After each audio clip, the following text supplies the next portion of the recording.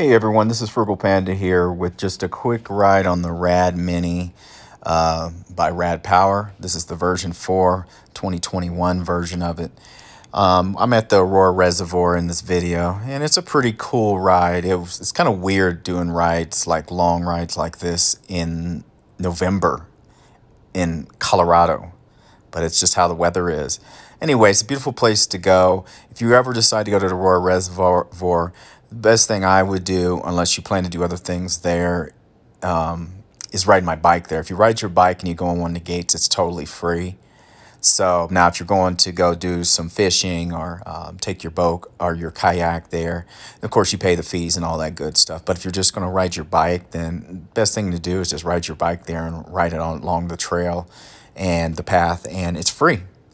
So anyway, here's a ride on the Rad Power RadMini.